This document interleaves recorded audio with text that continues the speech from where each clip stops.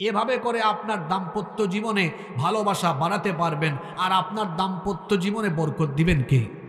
তখন তো আপনাদের কথা বললাম, আমার বোনরাও কম না।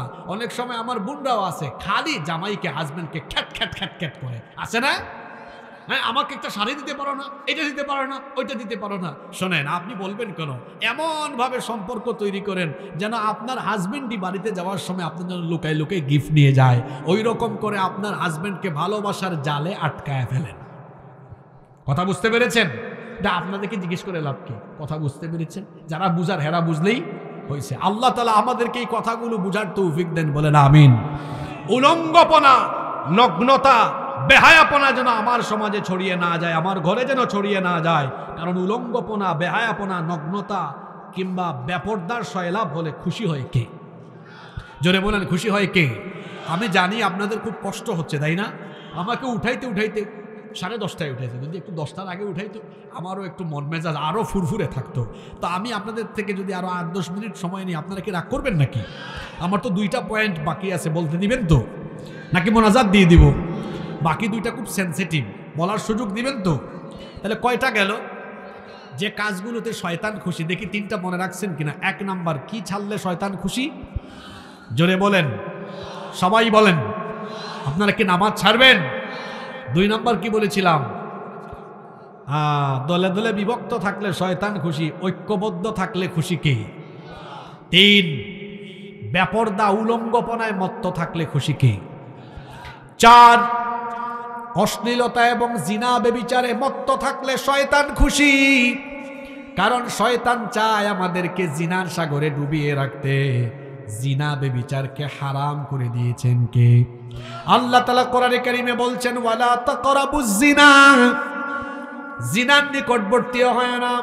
ও আমার কলিজার টুকরা যুবক ভাইয়েরা শোনেন, বিবাহের আগে বিবাহ বহির্ভূত হারাম রিলেশন করে নিজের যৌবনটাকে নষ্ট করবেন না, যৌবনটাকে ধ্বংস করে দিবেন না।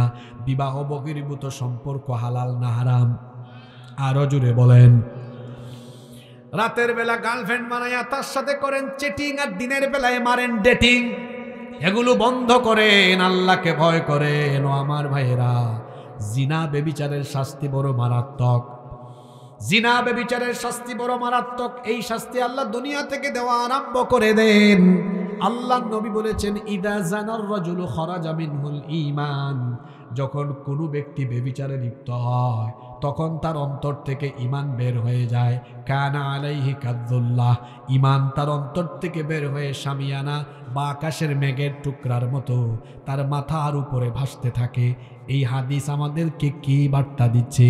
যখন কোনো ব্যক্তি জিনা বেবিচারে লিপ্ত হবে, তার অন্তর থেকে ঈমান বের হয়ে গিয়ে মাথার উপরে ভাসতে থাকবে।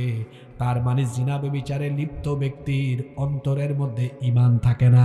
তার মানে যার মধ্যে ঈমান নাই তার নাম কি ঈমানদার না বেঈমান? আসতে বলবেন না, পুরুষ মানুষের মতো আওয়াজ দিয়ে বলেন, যার অন্তরে ঈমান নাই সে কি ঈমানদার না বেঈমান?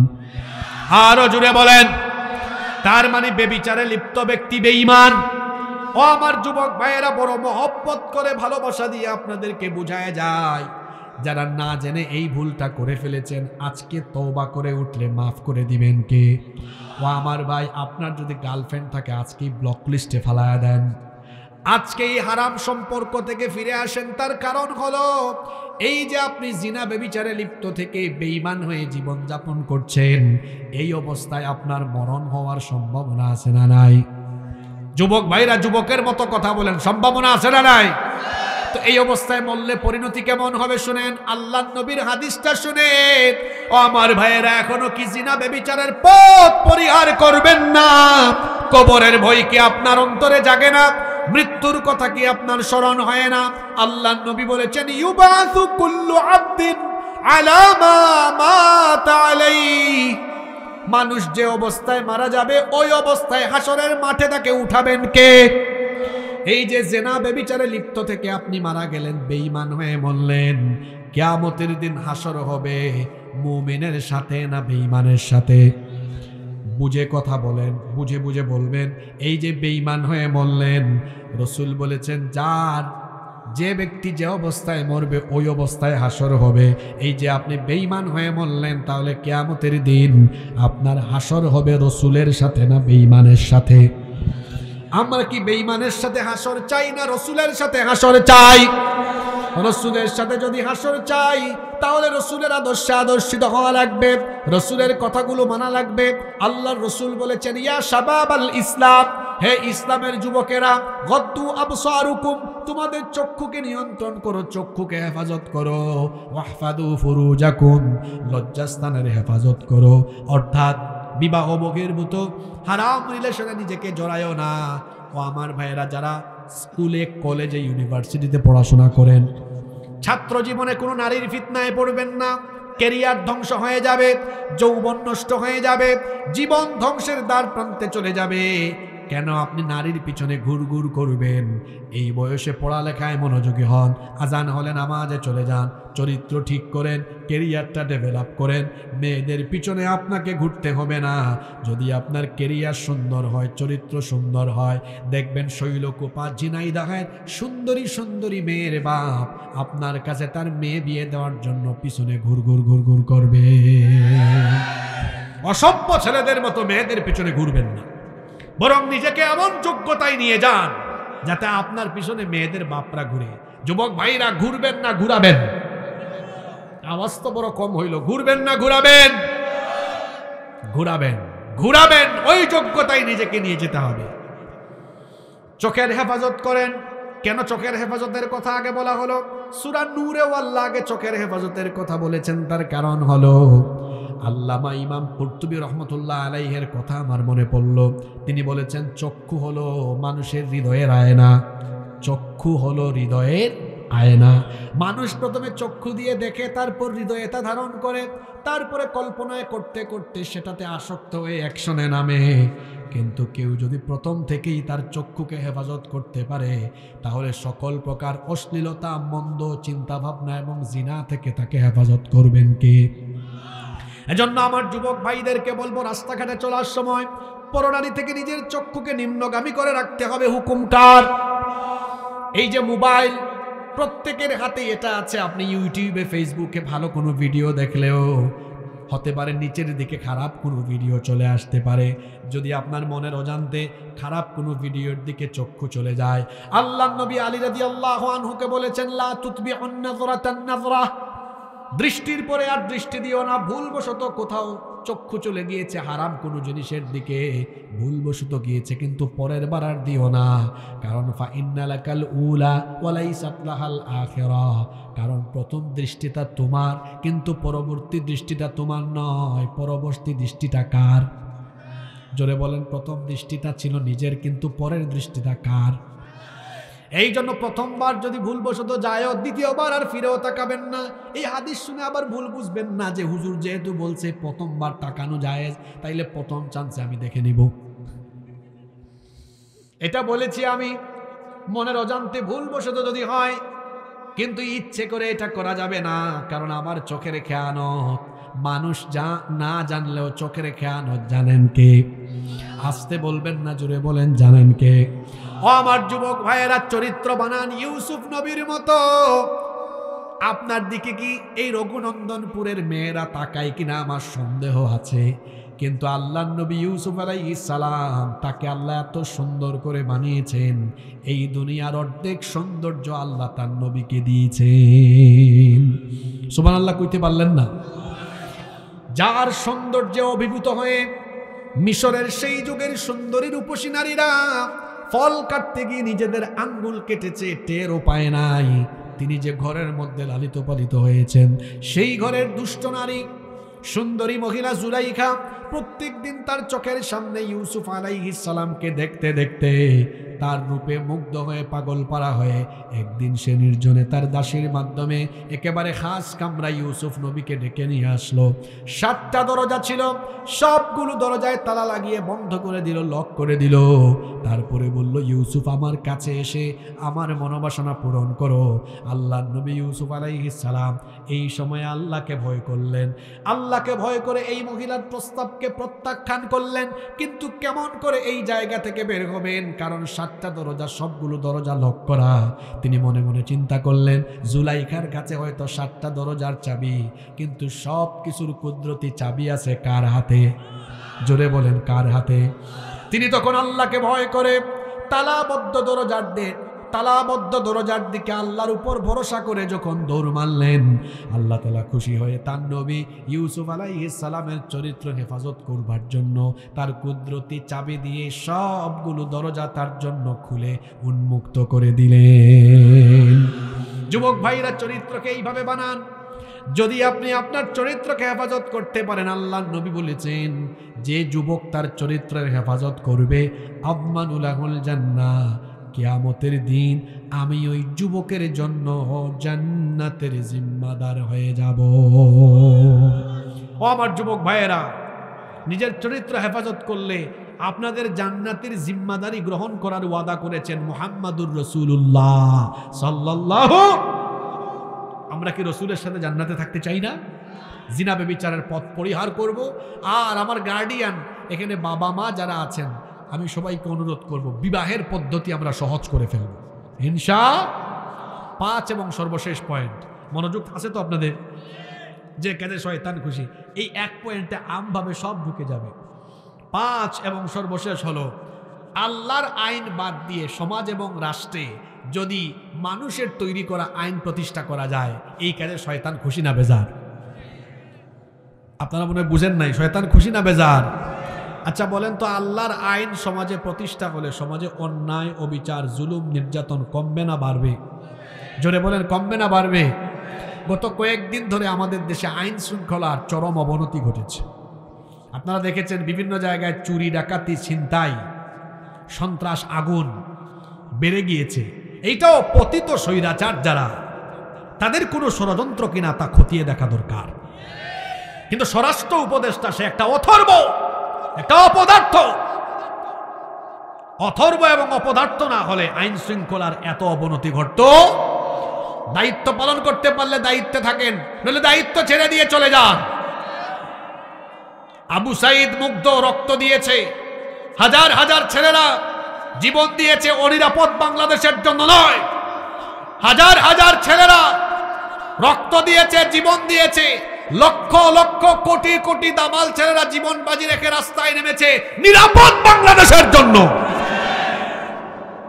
এই বাংলাদেশে যদি কোরআনের আইন আজ থাকতো, চুরি বুঝাই দিতাম। আপনারা চুরি ডাকাতি কন্ট্রোল করতে পারেন না তো? আমি বাংলাদেশের মানুষকে একবার বলবো, 54 বছর ধরে আপনারা বিভিন্ন দল মতের শাসন, মানুষের তৈরি করা আইনের শাসন দেখেছেন। একবার আপনারা বাংলাদেশের আলেমদের হাতে দায়িত্ব তুলে দেন, আলেমরা এই বাংলাদেশকে পরিবর্তন করে দিবে। পরিবর্তন করার নীতিমালা আমরা জানি তো, এটা শিখাইছেন কে? চুরি করবেন, ছিনতাই করবেন, চোরকে ধরো আর হাত কাটো। একজন চোরের হাত কেটে দেখেন, দেশের সবগুলা চোর তারের মতো সোজা হয়ে যাবে, তারের মতো সোজা হয়ে যাবে। চুরি ডাকাতি, অন্যায়, অবিচার বাড়ার পিছনে আরো একটা কারণ আছে। মানুষ যখন ক্ষুধার্ত থাকে, অনেক সময় মানুষ অভাবে পড়েও কি করে? চুরি ডাকাতি করে। তবে আমাদের দেশে অভাবের চোরের চাইতে স্বভাবের চোরের পরিমাণ। আপনারা বলবেন, হুজুর স্বভাবের কোনটা? মনোযোগ আছে সবার? আমার দেশে চোর হলো 2 জাত, একটা অভাবের আর একটা স্বভাবের। অভাবের চোর হলো ঘরে খাবার নাই, কোথাও যাচ্ছে, মনে করেন এই রঘুনন্দনপুরের রাস্তাঘাটের পাশে পাইছে একটা ফুলকপির ক্ষেত, আলু ক্ষেত, ডানে ভাবে তাকিয়ে দেখেছে কেউ নাই, নেমে কয়েকটা ফুলকপি আর কিছু আলু লুঙ্গির চিপার ভিতরে ঢুকায় মারছে দৌড়। এটা অভাবের চোর। কিন্তু বড় অফিসে রাষ্ট্রীয় কোনো দায়িত্ব পেয়ে চাকরি করে, সরকার তাকে মাস শেষে বেতন দেয়, 2 ঈদে বৈশাখ মাসে ভাতা দেয়, চলার জন্য গাড়ি, থাকার জন্য বাড়িও দিয়েছে, তারপরে ঘুষ ছাড়া কাজ করে না, চুরি করে ডাকাতি করে, জনগণের দায়িত্ব পাওয়ার পরে জনগণের মাল নিজের পেটে ঢুকাইয়া চুরি করে খায়। এই লোকটাকে কি আপনি অভাবের চোর বলবেন না স্বভাবের চোর বলবেন? আমার দেশে অভাবের চোর বেশি না স্বভাবের চোর বেশি? জেন জি এবং বাংলাদেশের সকল মানুষকে আমি বলবো, এই গুরুত্বপূর্ণ চেয়ারগুলোতে যদি স্বভাবের চোরদের বদলে কুরআনওয়ালা মানুষদেরকে বসানো যায়, এই বাংলাদেশ বদলে যাবে। যেন বাংলাদেশকে কোরআনের আদলে গ্রহণ, কোরআনের আদলে গঠন করতে আপনাদের মনোযোগ থাকলে আমি চমৎকার একটা ফর্মুলা 2-3 মিনিটে আপনাদের সামনে উপস্থাপন করতে চাই। করব? শোনেন, যতই ওয়াজ করেন আর বড় কণ্ঠে উঁচা কণ্ঠে চিল্লাচিল্লি করে ওয়াজ করেন, লাভ নাই যদি মানুষের পেটের ভিতরে খাবার ঢুকানোর ফর্মুলার কথা বলতে না পারেন। কারণ সবার আগে মানুষ পেট ঠান্ডা রাখতে চায়, পেট শান্তি। মানুষ বলেন অনেক সময় পেট শান্তি তো দুনিয়া, অনেক সময় এটা বলে। আপনি নামাজ, আপনার সামনে নামাজ, আবার খাবারও আছে, পেটে ক্ষুধা, আগে কি নামাজ আদায় করবেন না খাবেন? আগে খাইতে হবে, কারণ না খাইলে নামাজেও মনোযোগ থাকবে না। শোনেন, আমার সম্মানিত ঝিনাইদহ এবং আমার প্রিয় বাংলাদেশের সকল মানুষ যারা এই যে এতগুলো ক্যামেরা আছে, ইউটিউবে যারা পরবর্তীতে শুনবেন, এই বাংলাদেশে যদি ইসলাম কায়েম হয়, কোরআনের রাষ্ট্র প্রতিষ্ঠা হয়, তাহলে এই দেশের না খাওয়া গরিব দুঃখী মানুষরা সবচেয়ে বেশি সুখী হবে। কারণ কোরআনের রাষ্ট্র প্রতিষ্ঠা হলে এই দেশে একজন গরিব মানুষও খুঁজে পাওয়া যাবে।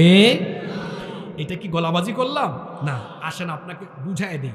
আপনারা অনেকে মনে মনে সুবহানাল্লাহ পড়ছেন, কিন্তু না বুঝে পড়ছেন। যদি বলি বুঝাই দেন, পারবেন না। আল্লাহ তাআলা সূরা হজের মধ্যে বলেছেন, আল্লাযীনা ইম্মাক্কান্নাহুম ফিল আরদি আকামুস সালাতা ওয়া আতাউজ যাকাতা ওয়া আমারু বিল মা'রুফি ওয়া নাহাউ আনিল মুনকার ওয়ালিল্লাহি আকিবাতুল উমুর। আল্লাহ বলছেন, যদি আমি মুমিনদেরকে রাষ্ট্র ক্ষমতা দান করি, তাহলে 1 নম্বরে তারা সালাত কায়েম করবে, 2 নম্বরে তারা যাকাত আদায় করবে। আল্লাহ যাকাতের ফর্মুলা দিয়েছেন। যাকাত হচ্ছে এমন একটি ফর্মুলা, আল্লাহ এটা দিয়েছেন সমাজের অসচ্ছল বেকার মানুষদের বেকারত্ব দূর করে তাদের পরিবারে, তাদের সমাজের সচ্ছলতা ফিরিয়ে আনবার জন্য এই যাকাতের ফর্মুলা দিয়েছেন কে? কিন্তু দুঃখের কথা হলো, বাংলাদেশের শতকরা 95-96% মানুষ যাকাত আদায়ের সঠিক ফর্মুলা জানে না। এই কারণে তাদের যাকাত আদায়ও হয় না। অনেকে আছে অনুমান করে যাকাতের টাকা দেয়, তারপরে দেখা যায় 200 টাকা, 300 টাকা, 500 টাকা করে মানুষের মধ্যে বন্টন করলো। অথবা মাঝে মাঝে যাকাতের শাড়ি লুঙ্গি কিনে এনে, যাকাতেরও আবার শাড়ি লুঙ্গি আছে, মানে সবচেয়ে ফালতু শাড়ি আর ফালতু লুঙ্গি, যেটা একবারের বেশি পড়া যাবে না, ওইটা কিনে এনে যাকাত আদায় করবে। এরকম যারা যাকাত আদায় করে, এদের যাকাত 100% আদায় হয় না। কারণ যাকাতের বিধান আল্লাহ দিয়েছেন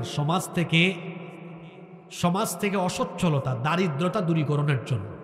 আমার দিকে তাকান, আজকের পুরা ওয়াজ মনে রাখতে না পারলেও আমার কোনো মনকষ্ট নাই, কিন্তু এই পয়েন্টটা যদি নিয়ে যেতে পারেন, মনে করবো আমার আলোচনাটা সার্থক। কারণ এটা বাংলাদেশের মসজিদে বলেন, মাহফিলে বলেন, এই কথাগুলো বলা হয় না। মনোযোগ আছে আপনাদের? যাকাত ইসলামী সরকার থাকলে ইসলামী সরকার নিবে, কিভাবে আদায় করবে সেটা আমি বলছি। এবার আসেন, আমরা আমাদের এই রঘুনন্দনপুর গ্রাম দিয়ে দেখাই। মনে করেন এই গ্রামে যদি একটা কমিটি থাকে, কথার কথা এটা উদাহরণ দিচ্ছি বোঝানোর জন্য। এই গ্রামের যাদের উপর যাকাত ফরজ, কিংবা আশপাশের বিভিন্ন গ্রাম থেকে তারা যাকাতের টাকা কালেকশন করলেন, করে দেখা গেল মোট 2 লক্ষ টাকা তারা উত্তোলন করতে পেরেছেন। জোরে বলেন তো, কয় লক্ষ টাকা? এখন দেখুন, এই 2 লক্ষ টাকা জন প্রতি 500 টাকা করে দিলে মোট 400 জন মানুষকে দেওয়া যাবে। কতজন? 2 লক্ষ টাকা 400 জনকে দেওয়া যাবে। কত করে দিলে? এখন আপনারা আমাকে বলেন তো, এই যে এতগুলা মানুষকে 500 টাকা করে দিলেন, এতে কি এদের দারিদ্রতা দূর হয়ে যাবে? একবেলা খাবে, পরের বেলা আবার পেটে ক্ষুধাই থাকবে। আপনি যদি এই 2 লক্ষ টাকা এত মানুষকে না দিয়ে, মনে করেন এই গ্রামে একজন বিধবা নারী আমার বোনকে এনে বললেন, আপনার তো পরিবার চলে না, এই নেন একটা সেলাই মেশিন কিনে দিলাম, এটা দিয়ে কাজ করে খান। বলেন এবার এই মহিলার পরিবার চলার মতো পরিস্থিতি তৈরি হবে কি হবে না? আরেকজন ভাই, তার পরিবারটা চলে না, বড় গরিব মানুষ, 4-5 জন সদস্য আছে পরিবারে, পরিবারটা চালাইতে পারে না।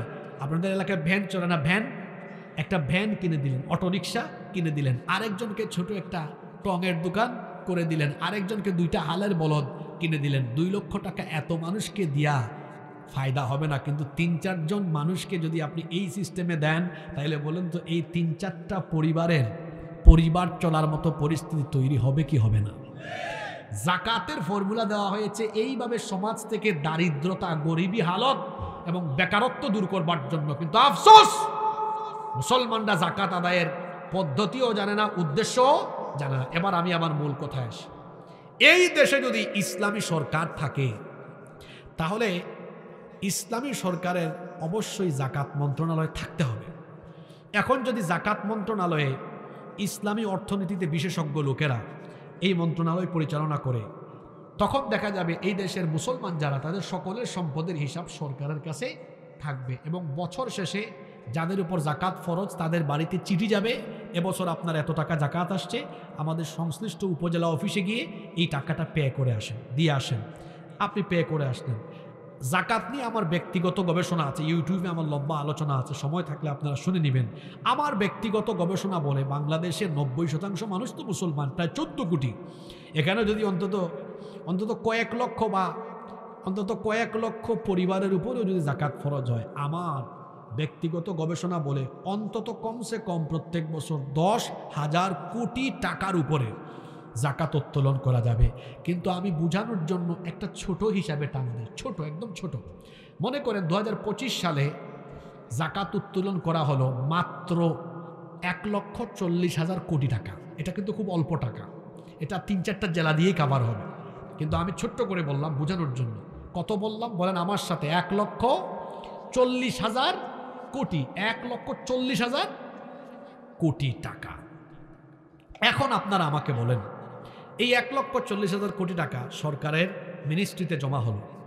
এখন বাংলাদেশ থেকে প্রতিটা উপজেলা থেকে খুঁজে খুঁজে 70 লক্ষ বেকার যুবককে আনা হোক। কত লক্ষ?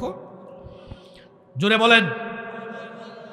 70 লক্ষ বেকার ছেলের হাতে প্রত্যেককে 2 লাখ টাকার চেক দেন।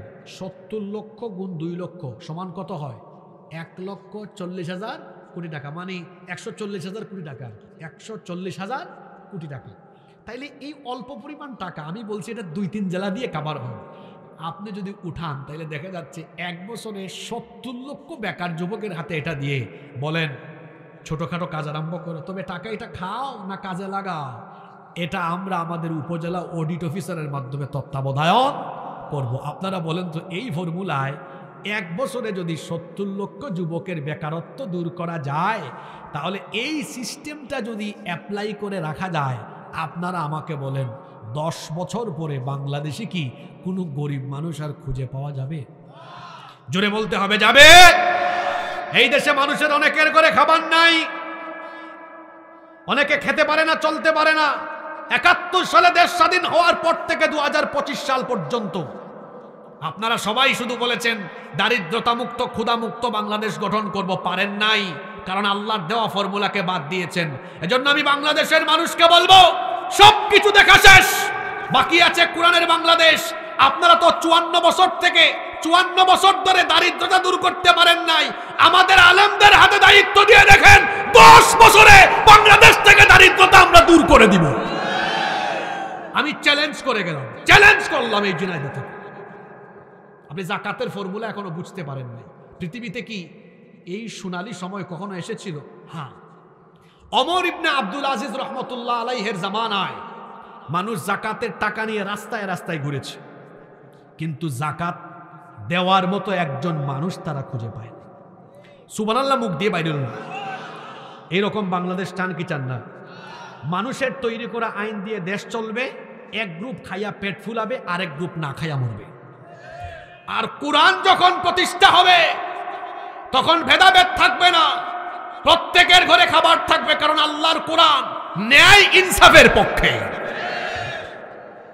শয়তান চায় কোরআন যেন প্রতিষ্ঠা না হয়। এজন্য আল্লাহ কোরআনে বলেছেন, আল্লাযীনা আমানু ইউকাতিলুনা ফি সাবিলিল্লাহ, যারা ঈমানদার তারা লড়াই করে কার পথে? এরা আল্লাহর দ্বীন প্রতিষ্ঠার কাজ করে। ওয়াল্লাযীনা কাফারু ইউকাতিলুনা ফি সাবিলিত তাগুত, আর যারা নাফরমান তারা লড়াই করে তাগুতের পথে। তাগুত কারা? আল্লাহর জমিনে আল্লাহর দ্বীন প্রতিষ্ঠার অন্তরায় যারা। তাগুত হলো, আল্লাহ এদেরকে বলেছেন ফাকাতিলু আউলিয়া আশ-শাইতান, তাগুত হলো শয়তানের বন্ধু, শয়তানের বন্ধুদের বিরুদ্ধে তোমরা লড়াই করো। তাহলে তাগুত হলো শয়তানের বন্ধু, অর্থাৎ আল্লাহর জমিনে আল্লাহর দ্বীন যারা প্রতিষ্ঠা হতে দিতে চায় না, এরা কার বন্ধু? জোরে বলেন, কার বন্ধু? আমরা কি শয়তানের বন্ধু হব? কার বন্ধু হব? আল্লাহর বন্ধু হলে মানুষের তৈরি করা আইন কানুনকে লাথি দিয়ে ডাস্টবিনে ফেলে আল্লাহর কোরআনের পথে সবাইকে চলে আসতে হবে। বলছিলাম না, বুঝদার মানুষকে অল্প কথায় বুঝাইলে হয়, আর যে বুঝে না তারা 100 কথায় বোঝানো যায় না। আমি 5টা পয়েন্টে আজকে কথা বলেছি। কয়টা পয়েন্ট? এইসব কাজে খুশি কে? এইসব কাজে খুশি কে? আল্লাহ না শয়তান। এই 5টা কাজে খুশি কে? 1, নামাজ ছাড়লে খুশি কে? 2, অনৈক্য বিভক্তিতে থাকলে খুশি কে? 3, বেপরদায় থাকলে খুশি কে? 4, জিনা ব্যভিচার করলে খুশি কে?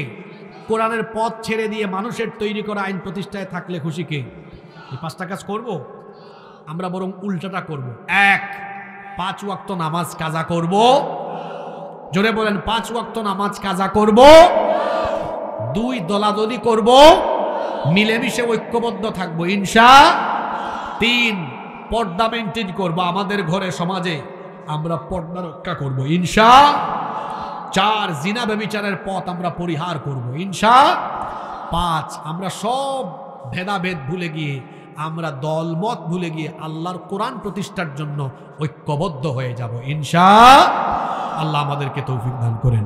মাহফিল কমিটির সম্মানিত সভাপতি সাহেবের কোনো কথা থাকলে আমরা শুনবো, না থাকলে অনুমতি পেলে আমরা মোনাজাত করবো ইনশাআল্লাহ। সভাপতি সাহেব মোনাজাতের অনুমতি দিয়েছেন, আমরা মোনাজাত করবো। সবার জন্য দোয়া হবে। কেউ দাঁড়াবেন না, বসেন। আল্লাহুম্মা আমিন।